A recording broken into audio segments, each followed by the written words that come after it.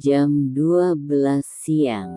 Maaf, Pak, tapi Bapak mengikuti saya dari tadi, ujarku. Si tua itu malah memandangiku lebih intens di bagian dadaku. Aku benar-benar sangat terusik, rasanya aku ingin menggunakan jurus menghilangkan diri, tapi sayangnya aku tak memilikinya. Aku mencoba mengabaikan tua bangkotan itu dengan terus berjalan ke simpang jalan. Ada sedikit rasa menyesal karena aku mencoba jalan pintas baru dari rumahku untuk bisa sampai ke gerobak angkringan Kang Mamat. Aku berjalan terus sambil sesekali melirik tua bangkotan itu. Terlihat sekali si tua itu minum terlalu banyak, bahkan berjalan saja sepertinya harus dituntun. Mataku terbelalak kala melihat tangannya yang hampir menyentuh tubuhku, untung saja aku cepat menghindar. Aku menggunakan tanganku untuk menghempas tangannya yang liar itu. Saya tidak segan untuk menghabisi Anda. Anak manis, mari kita bersenang-senang malam ini, ucapnya dengan kesadaran yang hampir tidak ada. Mimpi apa saya kemarin sampai saya ketemu orang seperti Anda? Pasti Anda punya anak, kan? Apa Anda tidak memikirkan perasaan anak Anda ketika melihat ayahnya seperti ini? Ucapku menasehati. Entah atas dasar apa aku menasehati orang mabuk yang sudah jelas-jelas setengah sadar seperti ini. Tapi sepertinya itu cukup untuk menetralkan rasa takutku sekarang. Aku takut kalau tua bangkotan itu melihatku takut seperti ini lalu ia akan semakin berani mempermainkanku. Baru saja tua bangkotan itu akan memelukku, tubuhku merasakan angin yang kuat dan singkat. Sekejap saja tua bangkotan itu hilang. Aku jadi merasa sangat takut sekarang. Oh Tuhan, apalagi ini? Tapi tiba-tiba, aku sudah berada di tempat yang berbeda. Tepatnya aku berada di bangunan kosong yang sudah dipenuhi ilalang. Pikiranku hanya tertuju pada satu, Polen. Sudah kuduga itu kau, ujarku. Hahaha, wajah takutmu membuatmu semakin jelek, ujar Polen. Polen adalah vampir jelek yang sudah bersamaku sejak 2 bulan lalu. Kedatangannya di sini bukan tanpa alasan. Ia ditugaskan kastil untuk mengawal putri kastil melakukan beberapa pertemuan dengan kerabat di Jepang. Benar, Polen mengabaikan tugasnya dan malah nyasar sampai ke Indonesia. Katanya, di Alaska ia tak bisa menemukan tempat-tempat seperti yang ada di Indonesia. Kota paling basah itu membosankan, belum lagi ia harus bertugas di Jepang yang sedang musim dingin. Ia sangat ingin memiliki kulit eksotis seperti Rihanna, namun keinginan itu segera dipatahkan dengan kenyataan bahwa ia adalah seorang vampir. Oh iya, soal vampir jelek itu adalah bohong, ia sangat tampan dengan kulit dinginnya yang hampir membiru. Sudah kukatakan, kalau kau memerlukan bantuanku, kau harus menekan tombol di gelangmu itu. Mengapa kau diam saja tadi? Apakah sebenarnya kau menikmati momen dengan pria itu? Sia-sia saja aku menghisap darahnya sampai habis, ujarnya dengan nada menjengkelkan.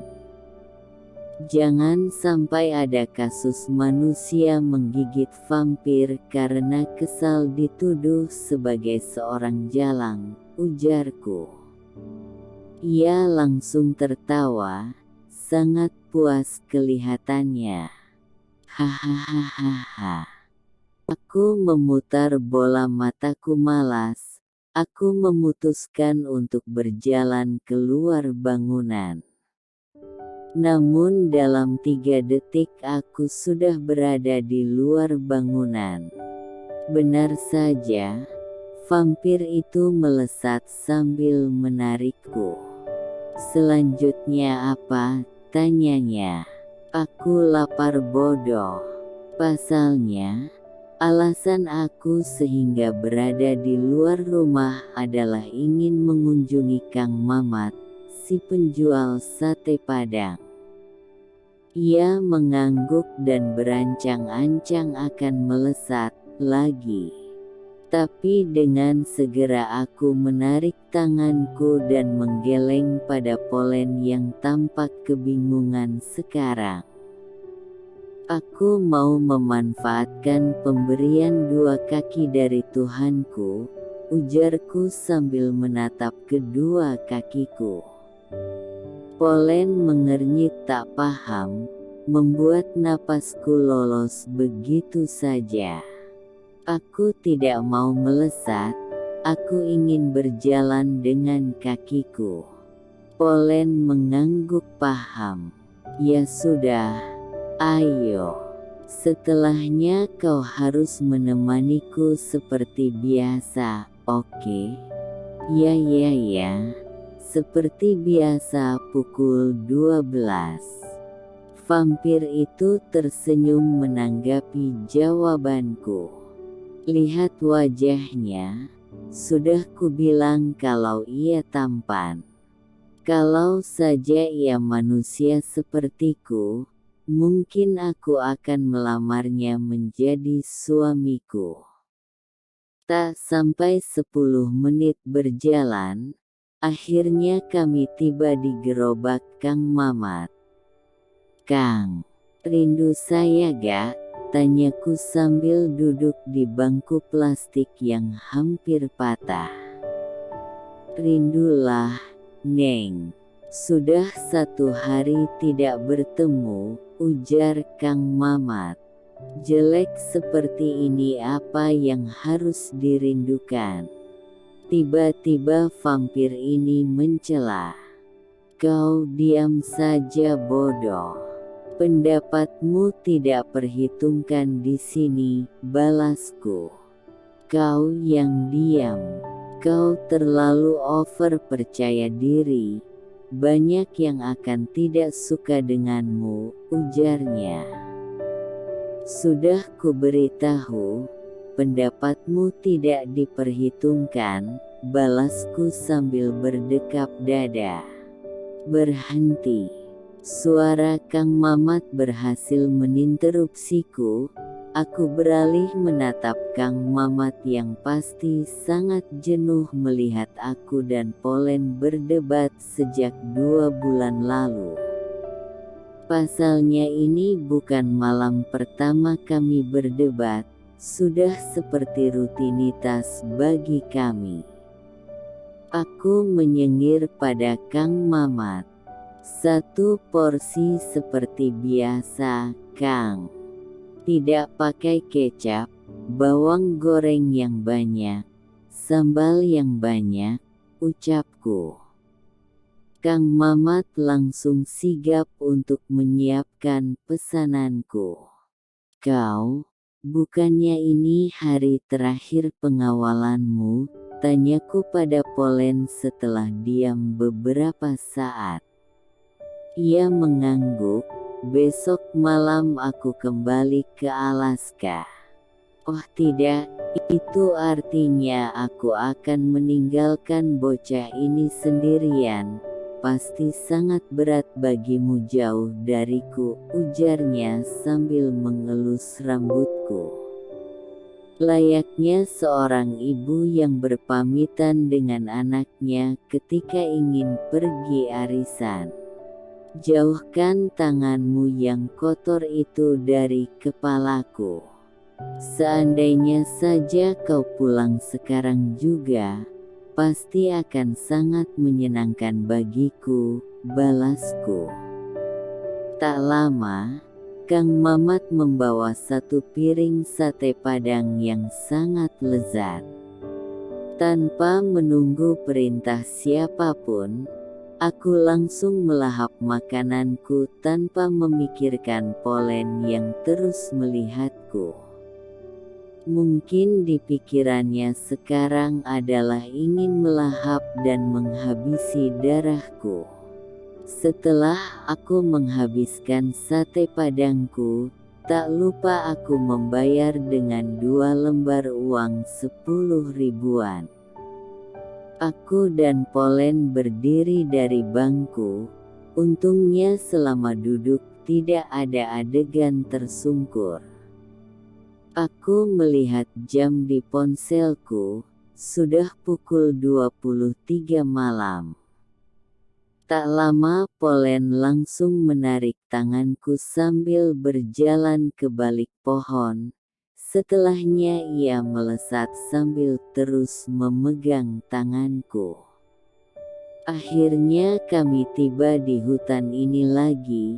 Rutinitas si vampir ini untuk menyembah bulan.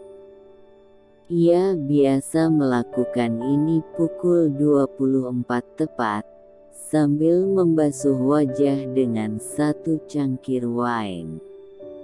Sejujurnya aku tak tahu apa maksud dan tujuan dari ritualnya ini, tapi biasanya setelah melakukan ritual Polen akan kehilangan kendali. Polen pernah mengatakan ia tak akan mengapa-apakanku, katanya aku memiliki darah keturunan Impler yang sebenarnya aku tidak tahu seperti apa.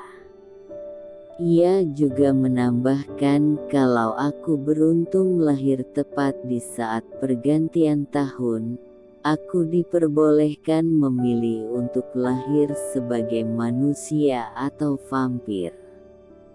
Sampai sekarang pun aku masih tidak percaya bahwa vampir itu benar adanya.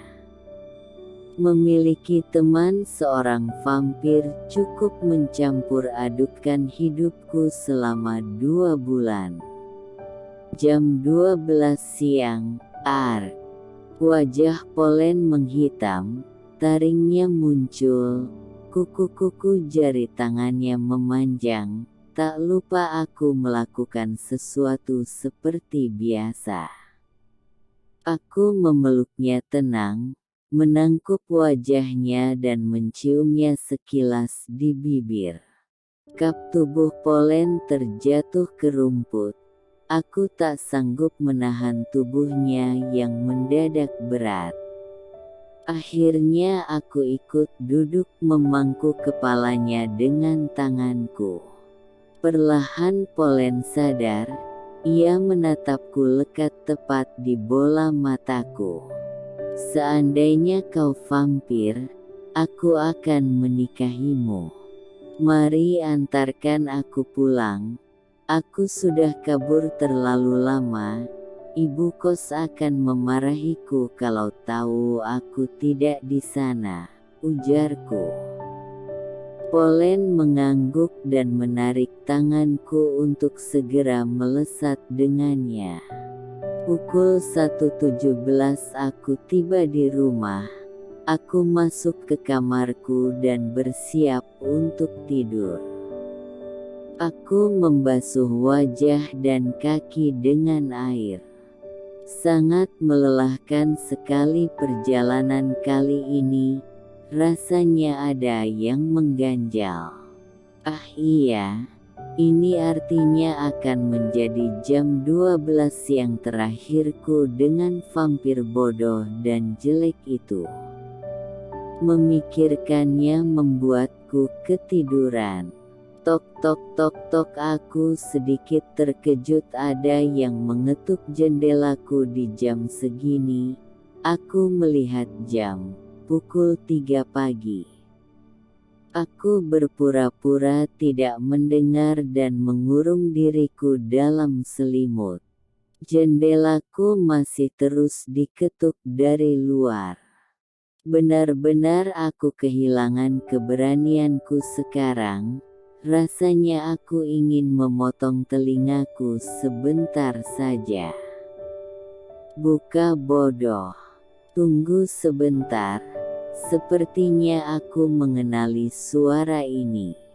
Aku mengibarkan selimut dan berjalan pelan menuju jendela. Siapa? Tanyaku dengan hati-hati. Bisa saja ini hanya tipuan. Ini Kang Mamat bawain sate Padang.